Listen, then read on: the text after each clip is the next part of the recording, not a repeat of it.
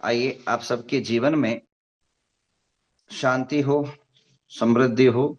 अभी शांति धारा आप सबके नाम पर कुछ चल में कर लेते हैं। मैं कल आप सभी को हमारी जो दंड व्यवस्था है उसके बारे में जानकारी दे रहा था।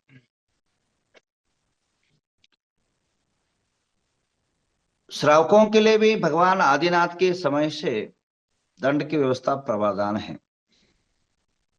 पहले जमाने में इतने सरल और भद्र लोग रहते थे, कोई अपराध कर लेते थे, तुम्हें धिक्कार है इतना शब्द बोल दिया तो वो मृत्यु दंड से भी बड़ा दंड होता था पहले। अब धीरे धीरे महावीर के समय पर अपराधीकरण बढ़ता गया, अपराध की वृद्धि होती गई। उसके बाद अनेकों प्रावधान हमारे शास्त्रों के अंदर अपराधीकरण को रोकने के लिए एक विशेष संहिता निर्माण किया गया। साधुओं की जो प्रवृत्ति है उसमें कोई गलती या कोई अपराध घटित होता है तो, और अपराध अभी से नहीं, महावीर के काल से भी नहीं, उससे भी अपराधीकरण हमेशा बना रहा है देश के अंदर और पूरा विश्व के अंदर। तो साधु की अपराधीकरण को रोकने के लिए प्रायश्चित शास्त्र का निर्माण किया गया और गांवों के अपराधीकरण को रोकने के लिए बड़े बड़े पाटिल, वहां के गांव के लीडर, पंचायत आदि के माध्यम से गांव की व्यवस्था बनाए रखने के लिए अनेकों प्रकार के देश के अंदर अपराधीकरण रोकने के लिए एक प्रावधान किया गया। गणतंत्र के बाद कानून कायदे आदि का निर्माण हुआ। अब जो हमारी आचार्य पद की प्रतिष्ठापनाएं जो होती है उसके अंदर शिक्षा, दीक्षा और दंड की 3 नीतियां आचार्य को प्रदान किया जाता है। और आचार्यों के अंदर अगर कोई गलतियां निर्माण होती हैं उसको दंडीकरण उनके गुरु या उनसे श्रेष्ठ जो लोग रहते हैं उनको दंडित करते हैं। जैसे घर में समझिए, अगर कोई बच्चा कोई उद्दंड करता है तो माँ बाप उसको दंडित करते हैं, और बड़ा है और माँ बाप का भी नहीं सुनता है तो आजू बाजू गांव वाले उसको दंडित करते हैं, उसको सुधारते हैं। आज वर्तमान के अंदर मैंने अपने जीवन के अंदर कई प्रकार के देखा है अपराधीकरण, और मेरे सामने अगर कोई आता है तो उसको अपने हिसाब से उसको उस समस्या को सुलझाने का प्रयत्न करता हूं। अभी एक फिलहाल के अंदर एक समस्या आई थी, एक 15 दिन के अंदर कर्नाटक का ही समस्या था। वह साधु कुछ ऐसे कर्म और ऐसे दुष्कर्म कर दिए, उनको गुरुओं को पूछना चाहिए। मैंने बोला, बोले गुरु उनके मरे हुए हैं। बोले उनके पट पर बैठे, उनको मानते नहीं है। फिर उसके बाद समाज के 4 लोगों को बैठा करके और जो भी विधि विधान था उसको करा करके मैंने, बेलगांव साइड की घटना थी ये, उसको आगे भेज दिया। और कहने का तात्पर्य यह है, कई लोगों की मनसा होती है, हमारे यंग और समाज के विचारवंतों की, कि कोई भी साधु कोई गलती कर दिया उसको कपड़ा पहनाया जाए, कपड़ा पहनाना ही दंड का प्रावधान नहीं है। हमारे प्राचीन शास्त्र की व्याख्या है, या जैन धर्म की ग्रंथों को मैंने कम से कम अभी तक हजारों ग्रंथों को मैंने पढ़ा, हजारों ग्रंथों को अध्ययन किया। उस अध्ययन के अंदर मुझे जो लगा, क्योंकि हमें दीक्षा लेकर के मतलब पूरा बचपन से इन्हीं इन्हीं परंपराओं में रहा, और मैं सभी आचार्यों को साथ जिया, चाहे वह देश भूषण हो, चाहे वह विमल सागर जी हो, चाहे वह वर्धमान धर्म सागर हो, चाहे विद्यासागर हो, सभी आचार्यों को मैंने देखा और सभी का सारांश और सभी का जो अध्ययन किया मैंने, और उसके बाद मुझे प्राचीन शास्त्र का पढ़ने का जब अधिकार मिला, पढ़ा, तो धर्म क्या कहता है, कोई अपराधीकरण होता है तो गुरु ही दीक्षा शिक्षा और उसको दंड कर सकते हैं, श्रावक कर ही नहीं सकते। जो व्यक्ति दीक्षा नहीं दे सकता है वो शिक्षा या दंड कैसा दे सकता है? आज उससे बड़ा ही व्यक्ति उसको दंडित कर सकता है। कभी सामान्य और वकील जो है अपराधी को दंडित नहीं कर सकते हैं। दंडित वही व्यक्ति कर सकता है जो उसका अधिकारी है। और रही बात, हमारा धर्म एक पवित्र और पावन करने का धर्म है। अब एक बताइए, आप लोग बड़े ही चाव से अंजन चोर की कथा सुनते हैं। अंजन चोर की कथा में आता है, अंजन चोर ने क्या किया, कौन सा महान कर्म करके वो भागा, राज घराने में रत्नों के हार चोरी करके भागा, और भागा भागा सैनिक उसके पीछे भागे, और भागते भागते उसको आगे न देखा, पीछे न कुछ बचने का मौका दिखा, और मशान के अंदर भागा। और मशान के भागने के बाद वहां जिनदत्त के द्वारा एक विद्या सिद्ध करने के लिए एक लड़के को उन्होंने कुछ मंत्र बताया था, नमोकार मंत्र, वो लेकर वो घबरा रहा था। ये अंजन चोर, उसने कहा अगर आगे भी मौत हो और पीछे भी मौत है, क्योंकि वह रस्सी काट दिया तो नीचे गिर गया तो मर जाएगा।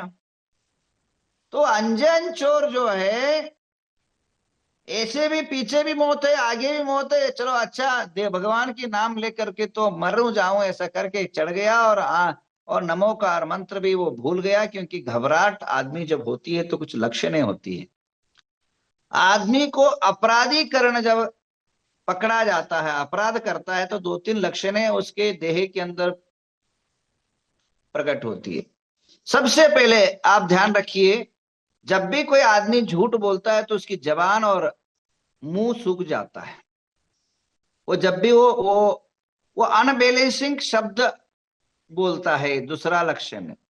तीसरा लक्षण ये है, बॉडी के अंदर हाथ या उंगली कुछ ना कुछ जब बोलेगा, कुछ ना कुछ उसके अंदर यूं यूं यूं यूं कुछ करता रहेगा, एक्टिविटी उसके बदले हुए रहेंगे।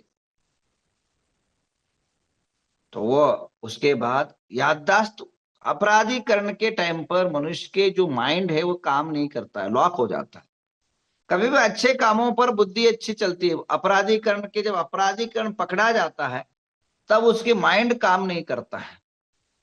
तो अंजन चोर भागा और ऊपर चढ़ गया, और चढ़ने के बाद वो मंत्र भी भूल गया, और मंत्र भूलने के बाद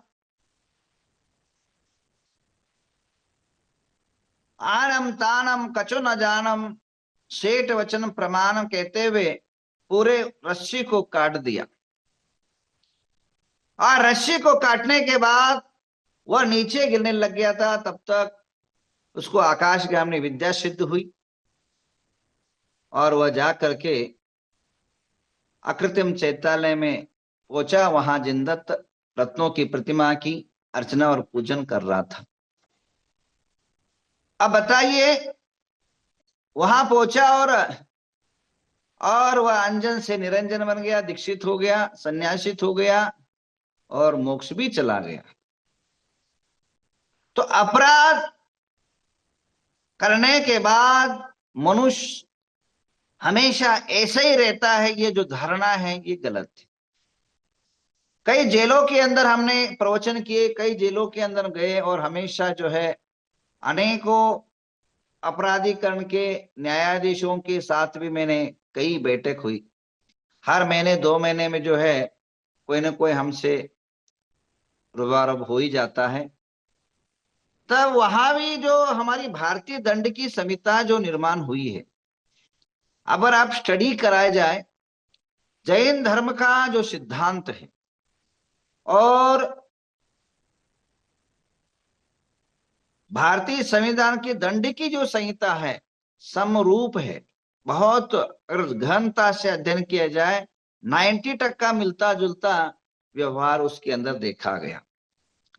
अगर अपराधी अगर वहां सुधर जाता है, अगर 10 साल की भी सजा है तो 5 साल की सजा उसको माफ होती है। तो इन कारण अपराध घटने के बाद अपराधी को सुधारने की मौका बहुत दी जाती है। और दंड जो दिया जाता है, महादंड, ओपन मार्केट में नहीं दिया जाता। एक फांसी दिया जाता है, उसका मुंह ढका जाता है और सबके सामने नहीं दिया जाता। दंड की जो प्रावधान है वह बहुत सूक्ष्म और बहुत ही रूल्स और रेगुलेशन है। सामान्य मुनि अगर दंड की संविधान पढ़ने के अधिकार नहीं है, अगर पढ़ता है तो उसको प्रायश्चित का अधिकार है। और रही बात अपराधी हमेशा अपराध पूर्ण रहता है, ऐसा भी कहना ये मनुष्य की जो है गलत सोच है। अब वह उस पर निर्भर करता है कि वह आदमी कैसा है और सुधर सकता है कि नहीं, और उसको अपना फ्यूचर चाहिए तो निश्चित रूपे ना सुधरता है। कई अपने जीवन के अंदर घटनाएं देखी मैंने, और हमारी जीवन के अंदर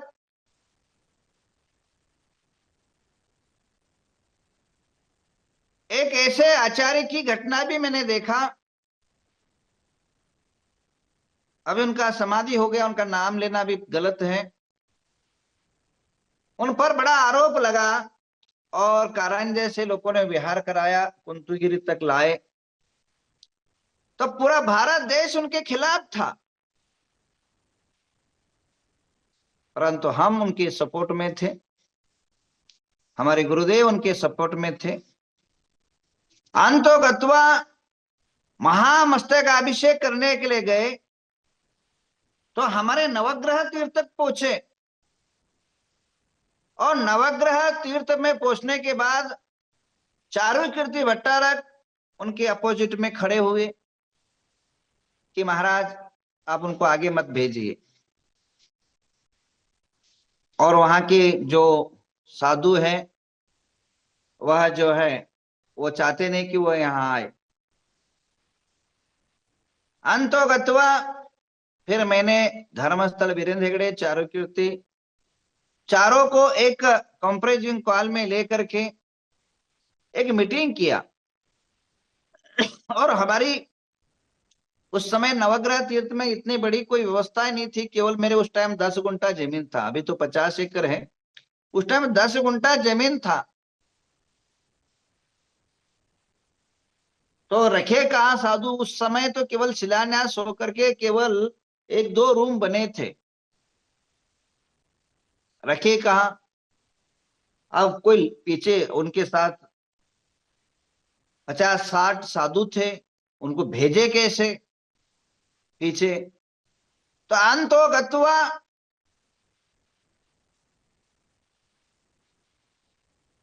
फिर लास्ट हम तीनों चारों ने एक निर्णय लिया कि मूड बद्री के अंदर चातुर्मास करवाया, और सारे हम चारों लोगों ने उनको सहयोग किया। उसके बाद उन्होंने इतनी जैन धर्म की प्रभावना किया कि पूछो मत, और विश्व स्तर पर उन्होंने जैन राष्ट्र तक उन्होंने जैन धर्म को लेके गए। तो कहने का तात्पर्य यह है, उस टाइम कई उनके विरोधी, उनके अपोजिट लोग बड़े ही जो है सीना तान करके विरोध कर रहे थे, और आज उन्हीं की गीत गाने लगे हैं कोई लोग। मतलब आदमी की अगर नसीब पलटता है तो उसके साथ सब हो जाते हैं। तो कहने का तात्पर्य यह है कि मनुष्य के जीवन के अंदर मेरे हिसाब से, मेरे विचारधारा से हर एक को सुधारने का मौका मिलना चाहिए। और हम जो बिचले लोग हैं, वो हम लोग अनाप शनाप जो वाताचार, समाचार, व्हाट्सएप, यूट्यूब के अंदर फालतू ये जो काल करते हैं, ये सही नहीं है। उससे 3 लोगों की हानि होती है। एक जो पीड़ित परिवार है, उनका नाम खराब होता है, उनकी भविष्य और फ्यूचर जो है विनाश की ओर जाता है। दूसरी बात, आपको बड़ा मजा आता है जिन धर्म की हानियां होती है, और उसके बाद तीसरा जो हानि होती है, जो उनका भविष्य आगे ठीक होना चाहिए वह नहीं हो पाता है, और ईर्ष्या रूप में और द्वंद्व निर्माण होता है। तो मनुष्य जीवो भाव जो बीचले लोग हैं, इस समस्या को कुछ जानते नहीं, कोई मानते, पता ही नहीं है, ना बुलंदी पता है, ना शिखर पता है। वे लोग जो है कुछ ना कुछ खाली बैठे। आजकल जो है कई ऐसे, जैसे 3-4 लोग पहले जमाने में हुआ करते थे, सदैया, भदैया, मरैया और उत्सवैया। सदिया, सदियों के बाद सदा आने वाले मंदिरों में धर्म करने वाले सदैया, भदैया भाद्रपद में आने वाले भदैया, उसके बाद मरैया, मरने के बाद गंधोदक डाल के लेने वाले, और उत्सव या उत्सव के आने के टाइम पर आ जाते, बाकी कभी आते नहीं। ऐसे नाना प्रकार के लोग, धार्मिक लोग दिखते हैं। उसमें आजकल और एक नया इसमें जुड़ गया, व्हाट्सएप पहिया। वो कभी कुछ जीवन में करेंगे नहीं, केवल व्हाट्सएप में चैटिंग में बड़ा सूरता और वीरता दिखाते, और हमेशा जो है बाकी प्रैक्टिकल में न धर्म, न कर्म, न संबंध कुछ भी नहीं रखते हैं। ये व्हाट्सएप पहिया लोग रहते हैं, जो व्हाट्सएप के अंदर ऐसे ऐसे घिनौनी चैटिंग करते हैं धर्म के प्रति, धर्मात्माओं के प्रति, मुनियों के प्रति, पूछो मत। मैं चाहूंगा